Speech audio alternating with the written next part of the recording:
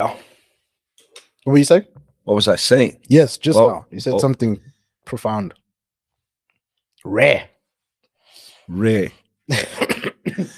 Well, now you expect me to remember what I said 3 minutes ago. I'm literally trying to improve your memory.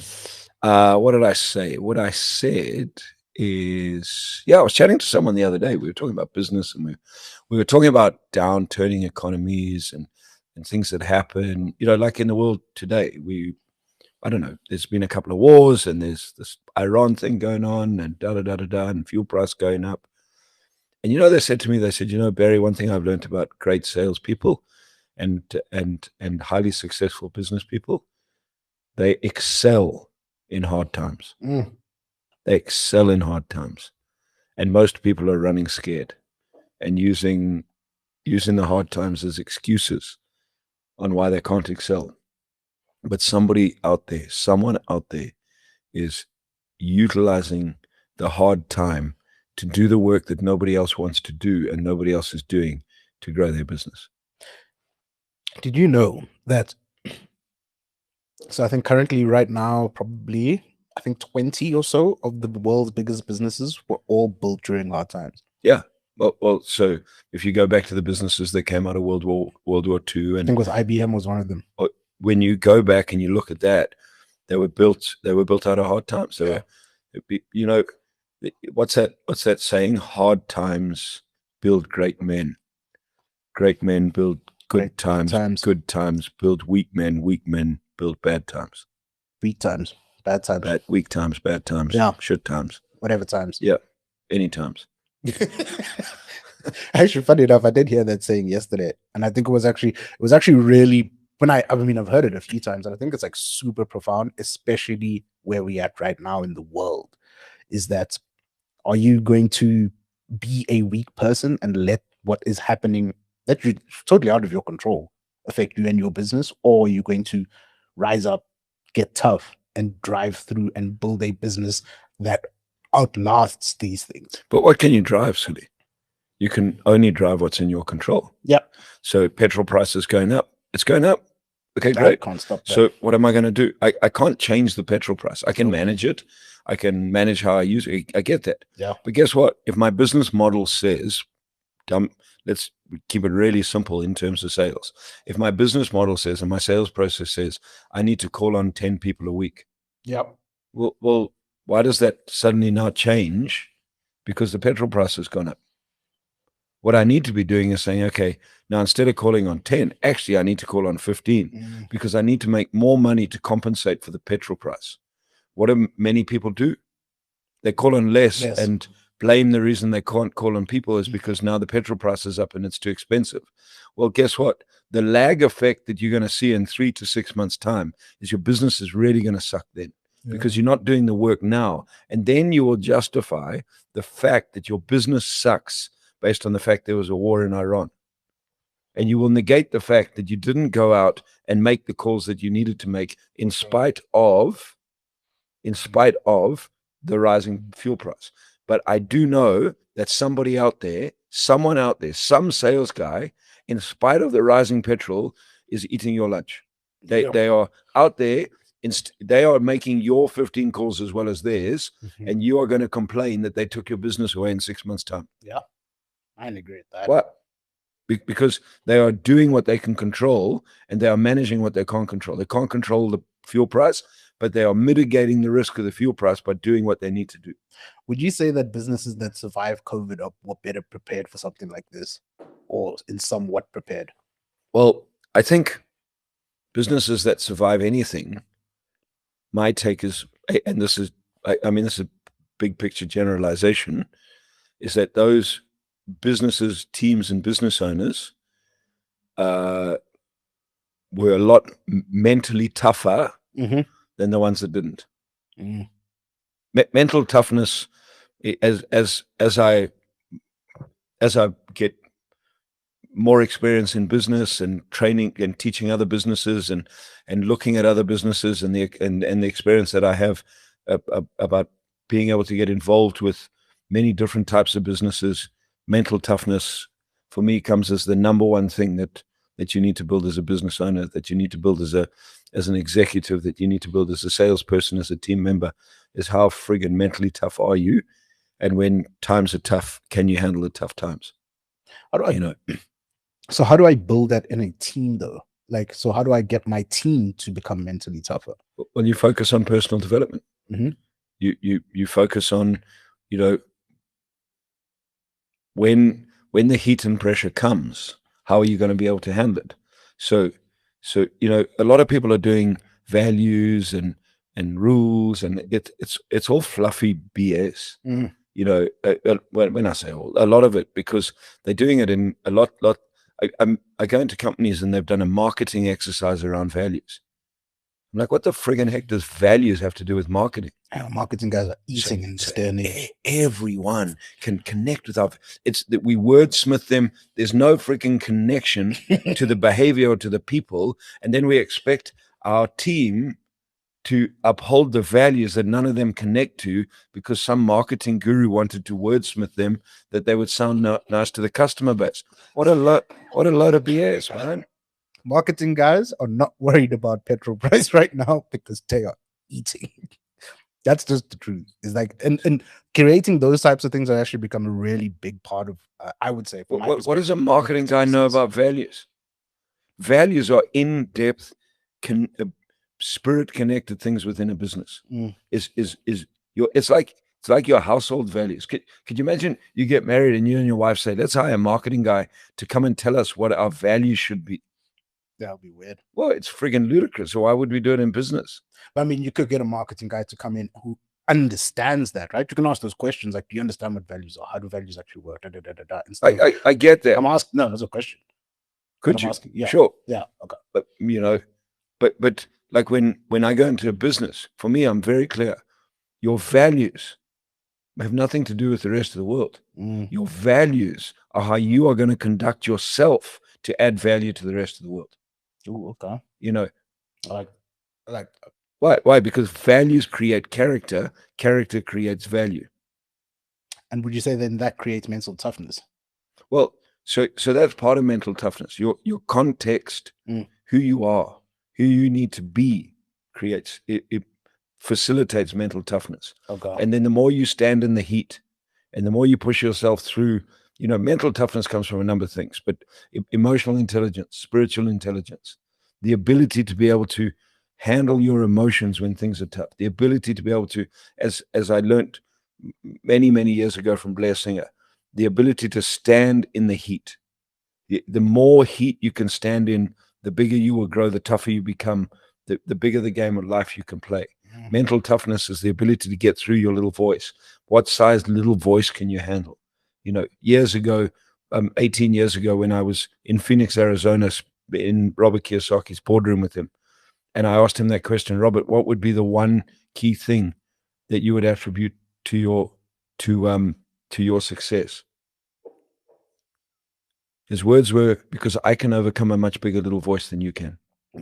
Because I've spent more time, effort, energy, and money in investing in my little voice. Now, those are paraphrased words. I won't remember the exact words that he said, but that's what I took away from it. That I can overcome a much bigger little voice than you. Because I have put more time, effort, energy, and money into my mindset than you have in yours. And for me, that was one of the most profound lessons I've learned. And what that said is that the most important thing I need to work on is me and who I need to be when I need to do what I need to do.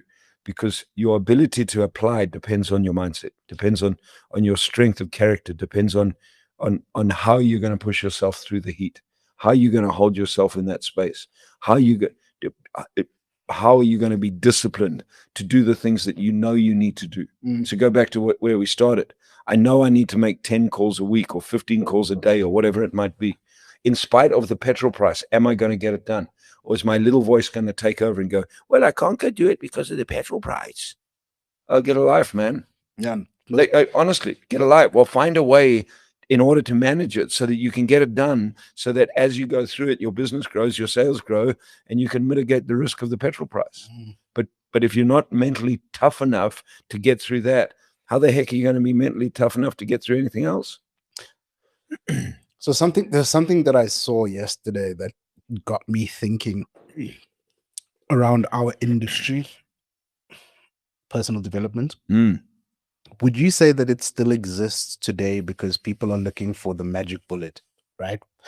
In the sense of, so we're talking about mental toughness here, what things that are happening outside of your control. I go to a trainer or I hire a trainer, come in, do the training, give the books. My team is personally developed. Well, that's the problem with, I think, in a lot of training and education, Mm. is that largely I believe education is information based. Cool. So I give you a manual, I give you a PowerPoint, I give you a whole lot of bullet points on how to do it, and now you're trained. Yeah, I want to be mentally tough. You told me to get over my little voice. You gave me the 18 tools and techniques to get over my little voice. I now know about my little voice. Great. So now you are highly informed on the little voice. Yes. Great. So you're highly informed. Mm. No, you're not mentally tough. You're highly informed. Mm. And then what happens is you face your first problem and you collapse. Yeah. But you got a certificate saying, I passed the 21 I did. laws of little voice mastery, because you sat and you read Blessing's book and you remembered all the laws and you can tell everyone all the laws. Yes, sir. But you haven't applied a single one of them. Nobody told me how to do that. So you have to go and apply things. And I think the critical component is in education is people confuse understanding and being able to regurgitate information with application. You know, it's so spot on, because I think that that's where we at right now, right? We speak about this very often, probably not enough on the podcast. So my favorite topic in my own book is smart, stupid people. Is smart, stupid people. Yeah. I mean, we live in a world of a lot of smart people, right? Go on any social media platform right now, and there's a bunch of people. So you can put out something about sales, and you can get comments by 20 different people telling you how wrong you are about what you just said about sales, having zero context about what you've actually done in sales. 100%, because they know. They know, yeah. And I would hazard to guess a fair percentage of those people actually are not applying it. No. Their bank account is empty, their business sucks, but they've been on a couple of courses, read a whole lot of books, and they know. I need the bullet. And yeah, so you go back to your question, is it about the silver bullet? The silver bullet doesn't exist, man. But that's what people are looking for, I think. Not everyone, but a lot of people, they're looking for what's going to make it easy for me. Yeah, and that's a key component, is people want it to be easy. It's not easy. There's not a challenge in the world that's worth doing that is easy. So there's a lot of things in life and in the world and in society that have made things easy, right? And I'll give you an example, and people need to chill out with what I'm about to say, though. For example, with health. Yeah. I'm overweight. I need to lose weight. Or I need to. Not even I want to. I need to lose weight. How did your liposuction work for you? Let's skip that, because that costs a lot of money. Okay. Get an Ozempic prescription, or I don't know what they call them, those drugs that help you lose the weight. Whatever. Yeah. Whatever it is. Yeah. Great. That is simple and easy. Yes. Now I'm looking at the rest of my life, and I'm going, why is everything else not like that? Yeah, but you're not talking about, Sule, is what could be the consequences. No, I don't. I'm going to lose weight. Okay, so I want to give up smoking. Yeah. Okay, so you have a choice. For sure. Sorry, I should say you want to give up smoking, not me. I managed to do it. I had the self-discipline to do it. I'm disciplined because I'm not a quitter.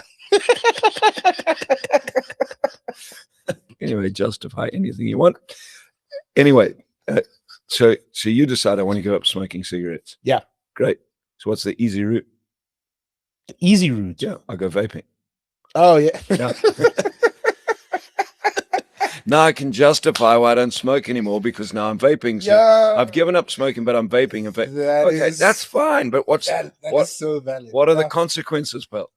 I don't know, because they don't know yet. So, at least with cigarettes, so they know. 10 years time, when I don't know, we're no longer banning cigarettes. We're now banning vapes because vaping is not bad for you. But now what are you going to do? So you're going to find the next thing. And this is not about whether you're right or wrong. Vape, don't vape. That's I don't mind. Smoke, don't smoke. You do what you have to do. But I think, in terms of this, is is we've so conditioned in the world today to go for the easy thing Mm. and then justify why we do the easy thing. Mm. And this year I have my two favorite numbers are 95 and 5. Oh yeah, I got you. Someone said to me the other day, they said, but there's no opportunities in the world. I said, I think there's more opportunities in the world than there ever have been. Ever. And one of the reasons is those two numbers, 95 and 5. 95% of the world are not prepared to do what is needed to be done to create what they need to create from wherever they are at. Mm-hmm. Okay. 5% of the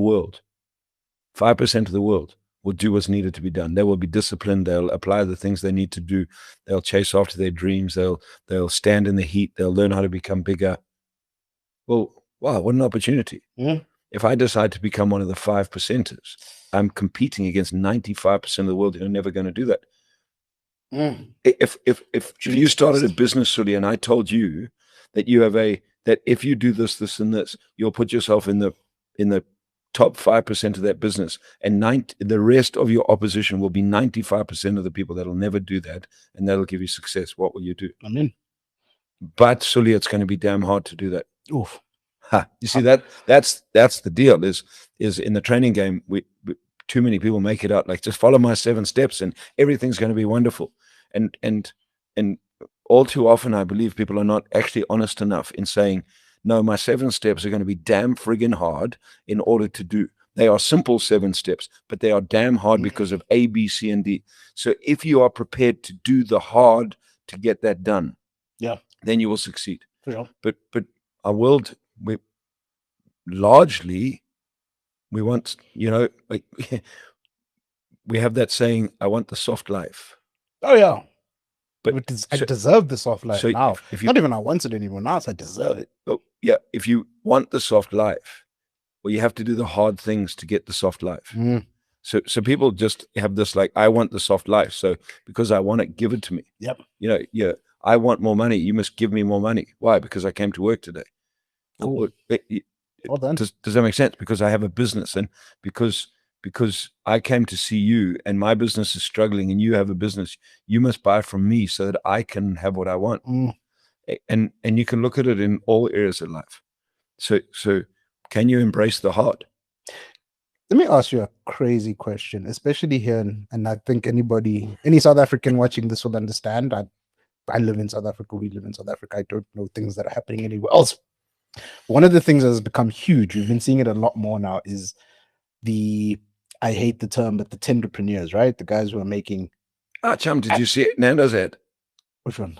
Nando's got into your ad. Chum, it was a cracker. I saw it last night. Where? It's a piece of chicken, mm-hmm. and it says Nando's, the real tenderpreneur. It is a cracker. I just need to sit in one strat session with the Nando's team, man. That is brilliant. It is friggin' that is brilliant because it's tender. Hey, for those who if it went over your head, it's tender. It is so on point, Charles. Hey, on point because of where we at, right? I mean, every week there's a new person who's getting arrested for fraudulent tenders and things of that nature. But now I'm looking and I'm going, I run a business.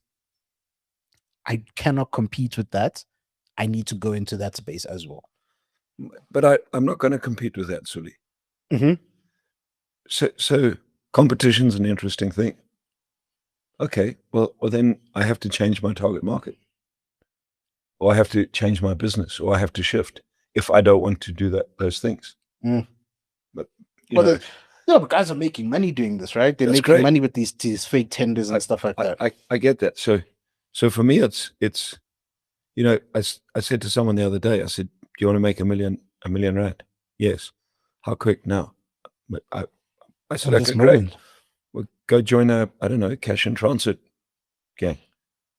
Well, no. I said, "Why not?" Well, you see, there's going to be consequences. Mm. So there's a lot of things in life we can do to make money. Lots of things. You have to decide whether you want the consequences or not. Yeah. And I think sometimes people are not thinking of the consequences because they're living for today. I want today. I want now. One of my favorite things that I do in most of my training, I do it when I'm working with business owners in our 12-month Get Moving program. I do it in Sales Explosion. I do it in our traction, Get Moving traction programs. Is where are you going in 10 years? 95% of all people do not know, that I have observed in all our events, do not know where they're going in 10 years. Many people have these fictitious, fanciful, fantasy ideas of what they want, but they do not know where they're going. When you do not know where you're going and how you're going to get there, you will make bad decisions in your life about what you think. So I need money to get out of the problem I have. Great. The fact is you have a problem. You have no money. Great. What's going to get you out of there? So the tendency is I will go for the easiest thing because I want to solve my problem now versus what is the thing that is going to give me long-term relief. Well, that is going to allow me to create the life I want long-term versus fix the problem now. So I'm just going to repeat the problem eventually. Well, you may repeat the problem, Sule, or you may create a bigger problem because you go now. So I go now, you get a tender. Great. And you don't deliver on the tender and you over exaggerate the cost of the tender, and in 5 years' time you're arrested and you have your butt in jail.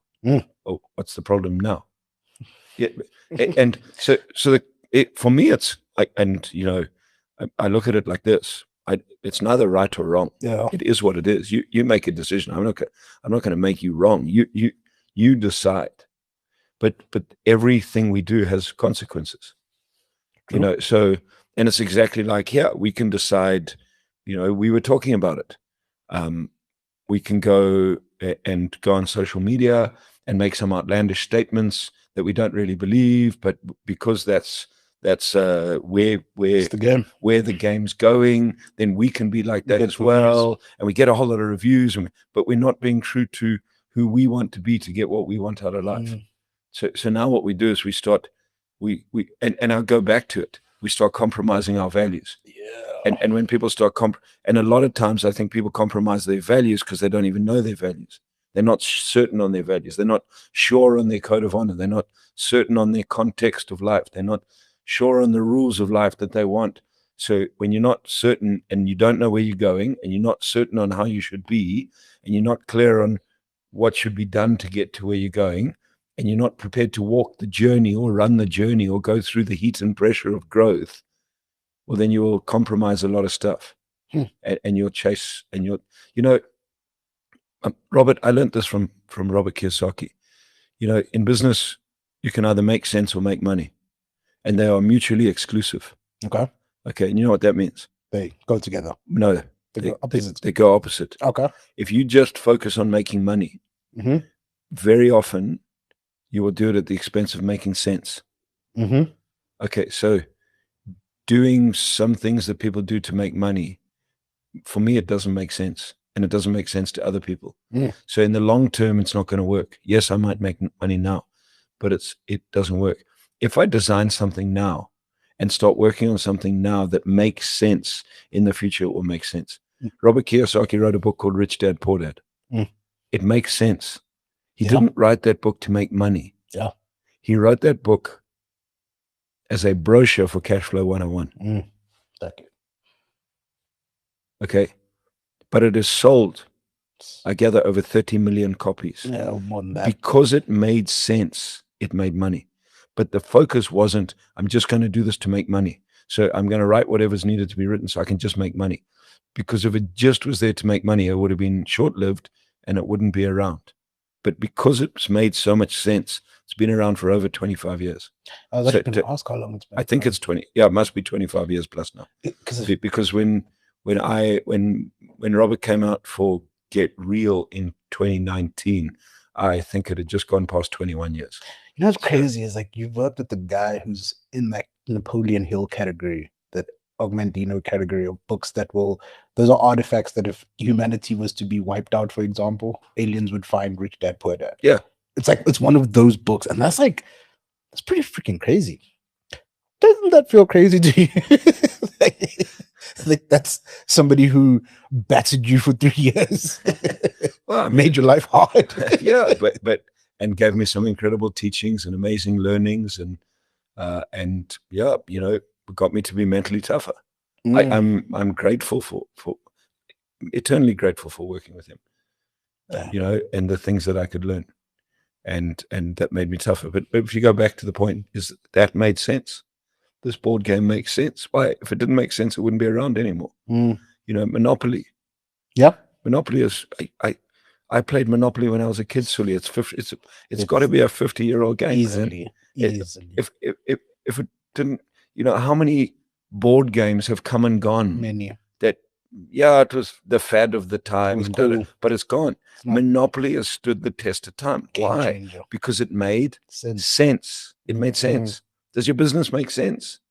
But in COVID, someone came to me and said, Barry, I spent 10 years in the personal protective equipment industry. I have lots of connections and contacts. We sold thousands, if not hundreds of thousands, of dust masks.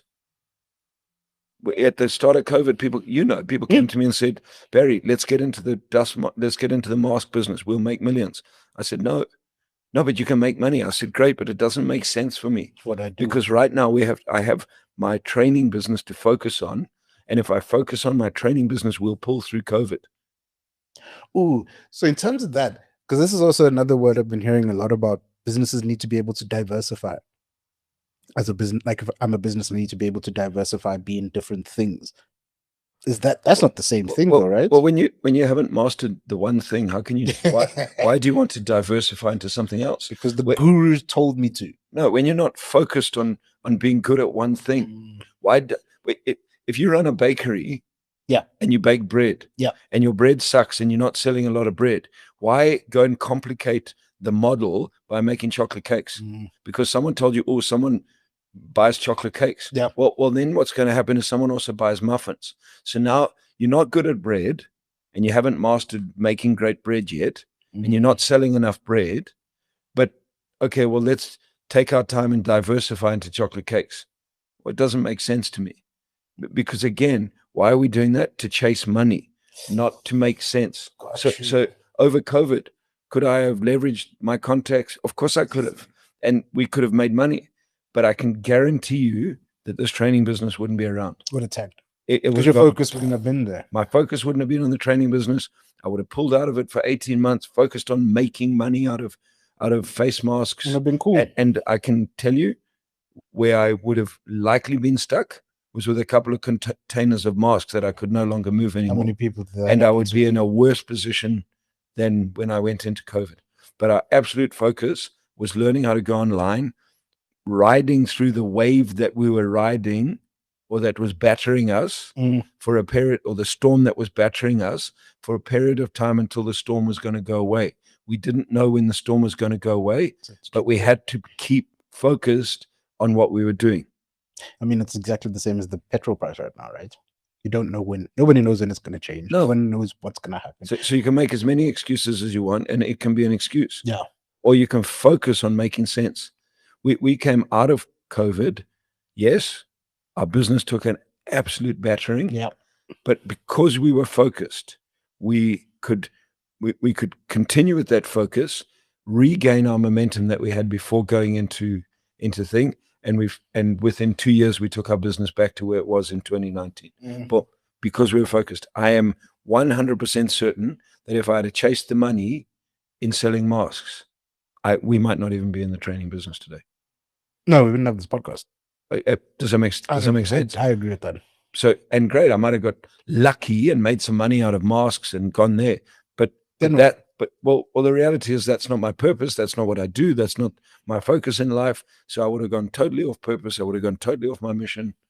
So does that make sense? No, I don't. It's not that chasing money is wrong. You make that decision. But very important. Very often when you chase money at the expense of making sense. I know. I mean, I have someone very close to me who is one of my favorite entrepreneurs in terms of the success that he's had. And he operates in a country that has had real absolute up and down Tumultuous. over the years, and he has stuck to the business that he started, One business. and stuck to the industry that he's played in. Yes, that business has molded over time, and yes, as he got good at one area, he added other areas.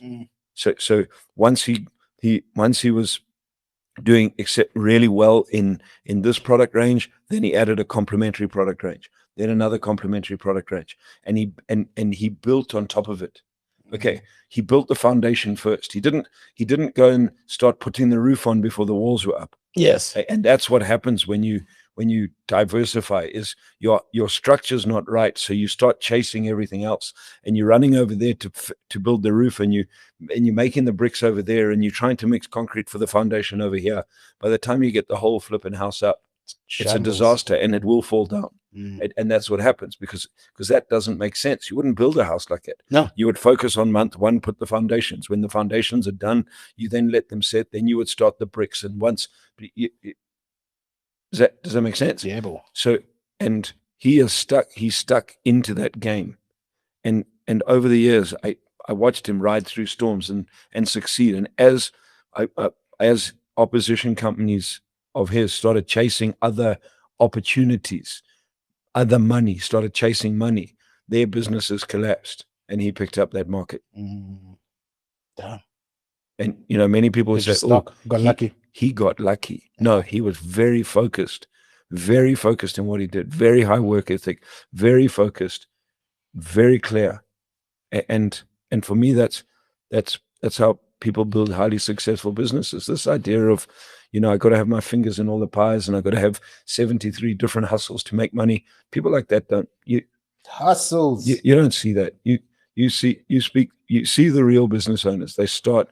Jeff Bezos didn't start 17 different friggin' things. He started selling books out of his garage, and then built a business from there to ultimately become Amazon. But it diversified, but it's still the foundations of Amazon was a delivery business. They still sell books. 100%, a delivery business selling books. That's it. And once the model had been established and tried and tested, and the process was followed, and there was an accountability to the process, and the process delivered results, then books went to pens or whatever else was added, and da-da-da-da-da. And as technology developed, technology was used to enhance the process. For sure. And now it's one of the largest businesses in the world. Oh, and yes, it was started yesterday. No, it wasn't. It was started 40 plus years ago. And it's consistent over time. You got lucky. So, hey, because that's how it works. Didn't do hard work. Go diversify. I don't mind. Chase the money. That's okay. But you have a choice. You're either going to make sense or you're going to make money. When you make sense, if your business model is right, you will make money. If you just focus on making money, very often what I've seen, it doesn't make sense. And when it doesn't make sense, it will collapse. When it collapses, no problem. Are you prepared to deal with the consequences? When it does make sense, well, you'll mitigate. I mean, it's going to take some time, right? Have a business that makes sense. It's going to take time. It's going to take effort. But in the beginning, Sule, does the product you're selling make sense? Does the offering you make sense? And then if it does make sense, you'll build it from there. You ever develop the cell phone? It makes sense. It does. Big time. You get that. So that's why people buy cell phones. Because it makes sense. Or people buy mics. Because it makes sense. So your business what's your offering? Does it make sense to people? And people look at it, do they go, that makes sense? The cash flow game makes sense. It's a financial university in a box. And it doesn't have to make sense to everybody. No, it doesn't make sense. Doesn't make sense to the people that are going to buy it, the people that want it, the people that need it. Yeah. If it doesn't make sense to you, it's okay. Yeah, I mean, it's like if we flip it into like a religious thing, if you sell halal meat, it may not make sense to a Christian person, but it makes sense to a Muslim person. Got it. Sell your damn halal meat. We sell business training, sales training, mindset training. If it makes sense to a business owner who wants to improve those things in their business, 100%. The greatness operating system that we talk about in this book, Get Moving to Greatness. I implement that with business owners over 12 months.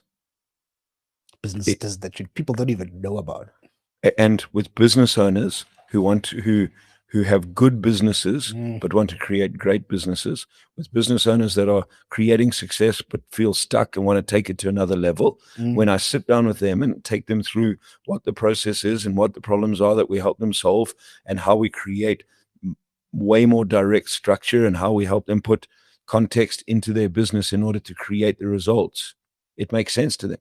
And because it makes sense to them, they'll buy. And because what I help them in their business makes sense, those clients, I generally work with them for 3 to 5 years. I start off often on a 2-day program, a 2-day sales explosion program. And because sales explosion, what I teach in there makes sense, it goes to the 12-month program. And because what we deliver in the 12-month program, it goes to year 2, and it goes from there. Does that? Yeah, you just got me thinking about something around like our ads and like the content that we put out with what we're putting out now. And I was just thinking about it in terms of like the leads that we've been getting. Like even when I'm looking at them, I'm like, damn, that's like, it's a big business. You know, this is a business. But it's because it makes sense to them. You know what I mean? So they are willing to fill out that form because what is in that video and what is in that copy makes sense to them. They understand it. And some of the feedback we'll get from people, yeah, it's like, oh, you guys don't know what you're talking about. Oh, you're a, I don't know what, space cadet, rocket scientist. man. Thank you. Thanks for your feedback. It's okay, but it doesn't make sense to you. So it's okay. We're not looking for you. There's somebody else you can go look for. Yeah, correct. And learn from. And it would probably make sense to you. This is probably too simple for some people. Honestly, in this world we live in, I've realized the way you teach and what you do is too simple for some people. I need it to be more complicated. I need it to be the 17,000 P's. I need this, Barry, because there's no way that you can tell me it's just 6 steps. Because the more complicated you are, the smarter you think you are. Yeah. Well, what I have learned in life is that most highly successful people in the world simplify things. Super. And the more simple it is, the more you can duplicate it. Yeah. Yeah. And people don't want so, and that's fine, you know. And many people, I don't mind. If you disagree with what I teach and how I speak and what we teach, and we're not looking for you, and that's okay. Yeah, I don't mind. We're looking for a customer base, and the stuff that I teach makes sense. If it didn't make sense, I wouldn't have a customer base, and I wouldn't have been in this business for 19 years, teaching, training, and helping business owners, because I would have gone long ago. I watch people. I've taught the same. Well, along the lines of sales, team, mindset, business for 19 years. Yep. Is AI a big thing in the world now? Yes. Do you see me now becoming an AI guru? well, that's what people do. Is I watch people in our space. That's what people are doing. It is suddenly, you know, oh, I was teaching this, and I'm no longer teaching this because it's no longer the flavor of the year, the month, the generation. So now I'm suddenly moving into this, and I'm going to train this because this. Well, for me, it's simple. Great, do that. There's nothing wrong with doing that, but that is chasing money. Yeah. Okay, I'm not going to do that anymore. I've been a student of Blair Singer and Robert Kiyosaki for 20 years. I followed Blair. My whole focus was, I want to learn what this guy does. I want to master what he does, and I want to take it from there. That's where I'm going. The amount of people that have said, no, you should do this. Thank you. That didn't make sense to me, and it doesn't make sense to my clients. Yeah. That you get that. Doesn't mean I don't grow, diversify. I do. The programs I teach and the expanse that I've taught, but the focus where I'm at, because it makes sense. I wouldn't have. I have some clients that have been with us for 17 years, Sule. Yeah, you wouldn't have that if what I taught and where we were at didn't make sense. Those people wouldn't keep coming back. For sure. Does you get it? Yeah. Could I do other things to make money? Of course I could. There's other industries I could go into. Smash it. And I could restructure what I do and I mean, I could go into the big corporate world and teach and train from that perspective. But I would have to alter a lot of what I do just to make money. Work. I'm not prepared to do that because it's not me. Yeah. So you get it. Neither right or wrong. Just understand the decisions you make. Ladies and gentlemen, thank you for watching. See you next week. Toodles. Bye.